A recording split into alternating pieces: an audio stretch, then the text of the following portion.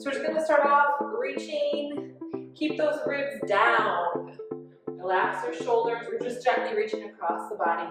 Nothing crazy, you can go faster or slower. Remember to go at the pace that works for you. We can go up and overhead, keep those ribs down. We wanna just work on pure shoulder range of motion versus helping with our spines and adding some extension. We wanna just keep the ribs down, no spinal extension, and just move the shoulders. So we're twisting. Good, we're gonna tap it back. Tap it back. See if you can bring your opposite hand forward. So looks like this. Good, and then you can try the same arm, same leg. So a little bit of coordination. Same arm, same leg, and then switch it up to the opposite. Opposite, opposite, opposite, opposite. Good, and then same. So don't worry if this is a little tricky, since you're just starting out. And then opposite. It's really good for your mental mind, little brain games. Good, then we're just gonna tap opposite knee. Taking some nice deep breaths. Tap the same side. And opposite.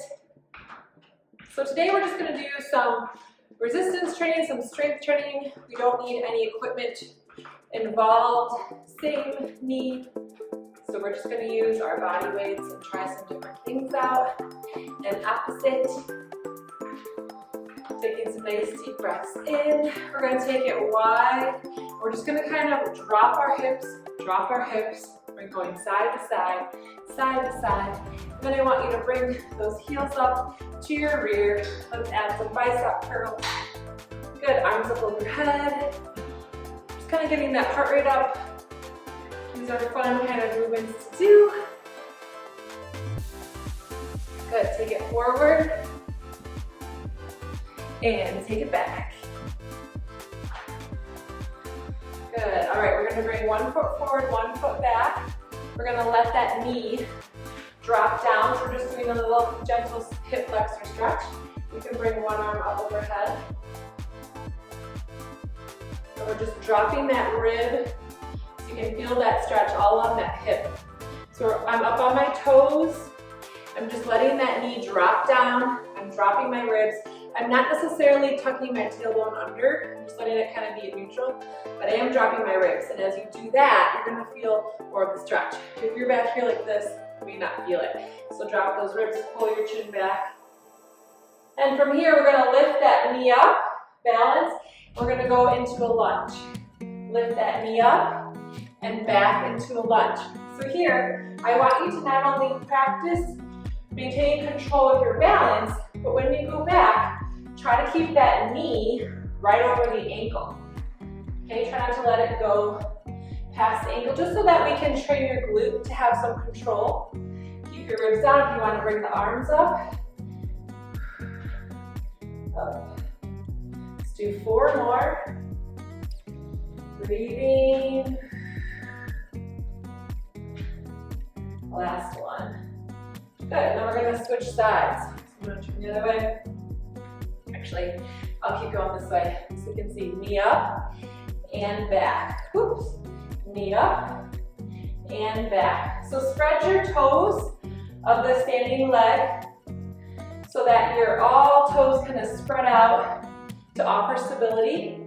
A lot of times we notice that the big toe kind of moves in a little bit because of our shoes. And what I want you to do is spread the big toe so that it goes more towards the midline, medial. Okay, try not to grip your toes either. If you notice that you're gripping to help with your balance, let your toes be relaxed. So you can go slower and use a chair if balance is an issue for you. Going slower will help you to relax your toes, but it'll be harder to balance. So hopefully you felt that in your bottom. We're just gonna push the hips back, fold forward, shake your head out, and then you can bend your knees. We're gonna come up. If you have a half dome grab that. If you don't have one, and you can get these on Amazon, then you can just get a rolled towel and put 2 little rubber bands on the end of it. Just roll the towel up, and that will serve the same purpose. So we're gonna put the soles of our feet on the dome, heels on the ground. You're gonna drop your ribs, and we're just gonna push those hips back. If you need to push your chair forward so that you can feel that stretch. Good, and then kind of corkscrew your feet into your half dome or the floor if you don't have a half dome or a rolled towel, so that you're externally rotating your femurs. Lift and lower your kneecaps. You should be able to relax your thighs and bounce your knees. So if you can't tighten and relax your quadricep, then you know that you're in a tightened position. Your quads are being used, and so the kneecap is up, so you have to learn to relax it first. Keep those ribs pulled in. I'm going to turn my chair the other way. You can keep it however you want. So I'm just able to go a little bit lower, but sometimes your hamstrings won't have that flexibility, which is fine. You're just going to come up higher on the chair, because what I don't want you to do is tuck your tailbone. I want you to keep your tailbone in a neutral position, draw those ribs in, really back those hips up. Knees are straight, thighs relaxed, corkscrew the feet into the ground or into your half dome. Relax your thighs, back your hips up. We're gonna shift our weight to our right leg, bring that left leg straight back. So all the weight is in this hamstring. Keep backing your hips up. See if you can balance here. So use your chair a little bit less, use your upper body, just maybe coming up on those fingertips. Then we'll come back down. You can bend your knees and straighten them, realign yourself, drop your ribs, shift to your left foot and bring that right leg back behind you. Back your hips up, draw your ribs in, relax your shoulders. Make sure your kneecap can lift and lower and it's relaxed. And if you have any questions about this video, just put them in the comments below so that I can address them in our next videos. If something doesn't make sense, keep backing that hip up. Draw the ribs in. Good job. All right, we're gonna do that again. So back those hips up, shift to the right leg, bring that left leg straight back, draw the ribs in. This time I want you to rotate. So you're gonna kind of stack your hip on top of each other. And you might have to hold on with both hands. You might be able to bring your hands up overhead in balance. Whoops. And then come on down, back those hips up. Shift your weight to your left foot, bring that right leg back. Let your leg be nice and heavy, draw those ribs in, and then if you can, rotate the hips and bring that opposite arm up, maybe. This is advanced, so you can keep your hand down on the chair, like this. And we're just stacking the hips, then we're gonna come back down, back those hips up, hold here, feel that stretch in the legs, draw the ribs in. See if you can take your hands off the chair and just use that support. Feel those hamstrings activating. We're going to stand up and then we're going to come forward again. So imagine you're doing gardening or something where you have to dig in the earth, and just see how much hamstring flexibility you would have to get down without bending your knees. And so maybe that's something that you need to work on. I always say that the best stretch for your hamstrings is not bending them in the first place. What do I mean by that? Every time your knee is at a 90-degree angle, so you're sitting in a chair, which we always kind of sit in chairs, right? When we are in our cars driving to and from work, when we're eating breakfast, lunch, and dinner, when we're catching up with friends over cards or drink or games, or watching TV, we're always kind of having that knee bent when we're in a chair. And what happens is over time, your body will reorient itself so that the bent knee position becomes its new normal. And that makes your hamstrings not only shorter, but also weaker. So we want to teach our bodies to re-lengthen our hamstrings by spending more of our time with our knees in a straight position, like we would have many, many years ago when we were walking around, moving, hunter-gatherers, finding our food, that type of thing, before we became industrialized. Not that that's bad, but we have to learn how to maintain our bodies in our new industrialized lifestyles. Okay, we'll do a couple more. Last one. And then we're gonna step off that half dome. We're gonna go into top of the foot stretch. So we're just gonna bring the top of the foot onto the mat. We're gonna back our hips up so that our hips are over our ankles. You should be able to relax the front of that thigh, the front of the left thigh. If this is too intense for you, you can do a smaller stretch, so you just wouldn't go as far back, like this. Okay, that's gonna be a little more intense. Drop your ribs, bring your shoulders up, back, and down, pull your chin back.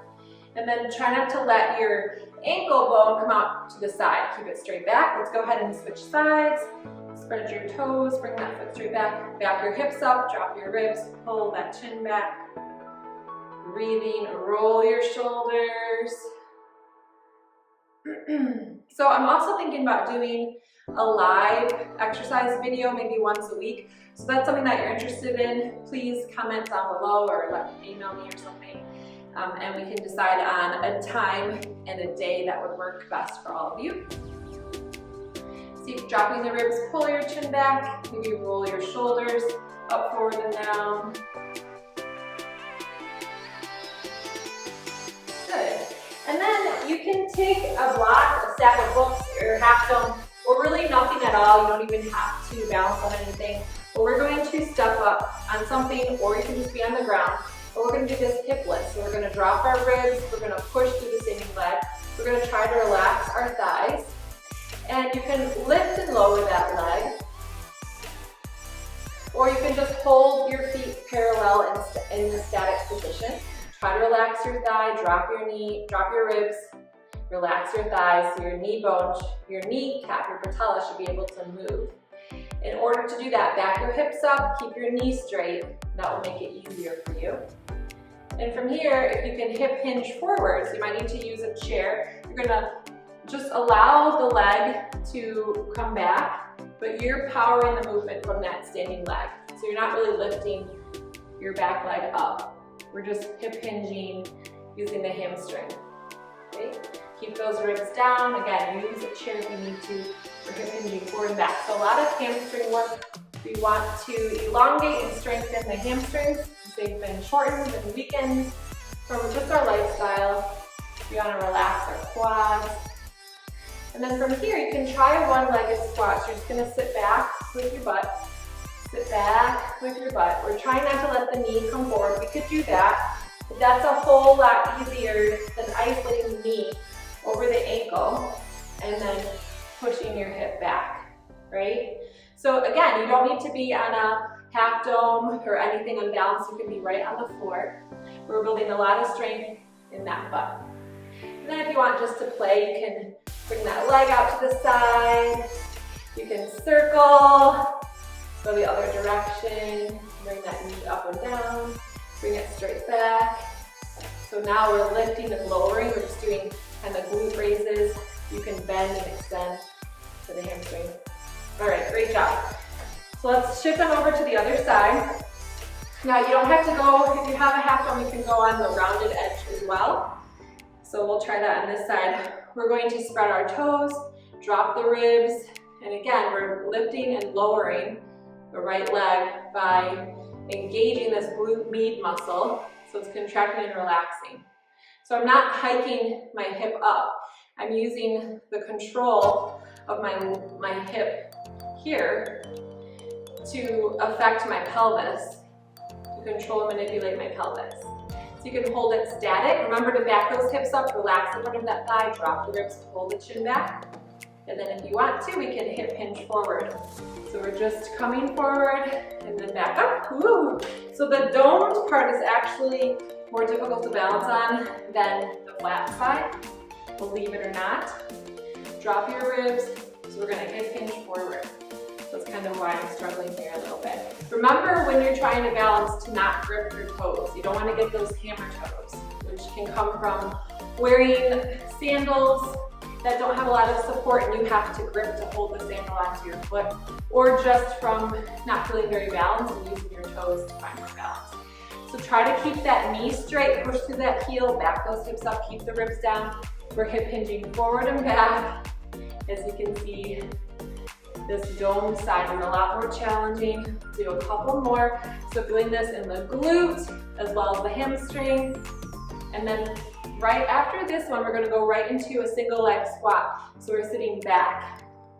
So pushing that hip back. Don't let the knee go in front of the ankle. Okay, it's a lot easier just to kind of let your knee go in front of your ankle, but instead, we're pushing the hips back. The knee stays over that ankle. I hope that makes sense. Okay, we'll do one more. All right, nice job. So I just want to show you again with the chair. You can walk your feet and then inside the chair till your knees touch the chair, and then bring your feet as wide as the chair legs. You can hold on to the back, and then you're just going to sit your booty back and then come up, and that will teach you to not bring your knees forward when you're squatting. So we're just going into a squat position and then back up. And you're controlling your knees. You can't go forward with them because the chair's there, so you have to just go back with your hips. So you can do that. That's exactly what we're doing with the one-legged stance. All right, nice job. So we're gonna make our way down to the floor. And we're actually gonna start on hands and knees. And I want you to practice maybe just rounding your spine and then untucking. So we're gonna just roll the whole spine and untuck it. This is your typical cat-cow exercise. And if you want to, you can round up and sit back. We do this a lot in yoga. Inhale and exhale back. So this can be a really nice stretch for the low back. Good. And then we're going to come to kneeling, and you're going to bring your right foot forward, or your left, doesn't matter. We're going to drop that hip, drop your ribs. So you're feeling a hip stretch here. Spread your toes. You can bring one arm up overhead, keep dropping that rib. Pull your chin back. And then, see if you can, you might need to come forward or come down. You can curl the toes under and then come back up. We're going to try to press up and then slowly come down and press up. So if it's too hard to press up, then just think about pushing into the floor, squeezing everything into your midline.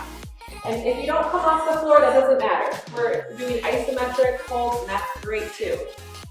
So you might not be there just yet, but if you are, see if you can squeeze everything together and come up. Let's do one more. Good, and then we're gonna switch sides. So bringing the right knee back, left foot forward. You can put the top of the foot flat, drop your ribs. We're just gonna get a nice hip flexor stretch here.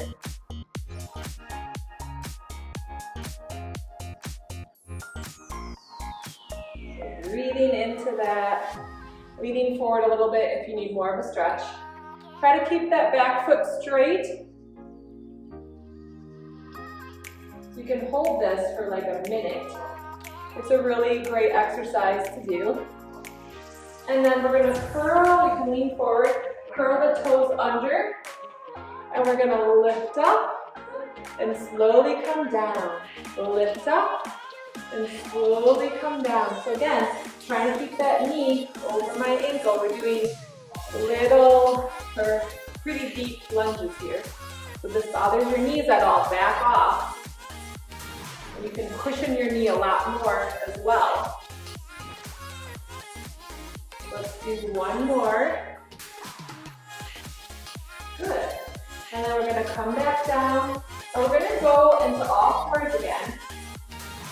And I want you to draw your rib cage in and try to untuck the tailbone, which is tough to do both. Keep those ribs pulled in, untuck the tailbone. Good. And we're going to let the shoulder blades come together and then push them away. And maybe try a couple shoulder rolls, go the other direction. And then just let your head hang. Shake it out, yes and no. And then let your belly relax. See if you can get your belly button to touch the floor. Just let go of any tension that you've been holding in that diaphragm, that abdomen.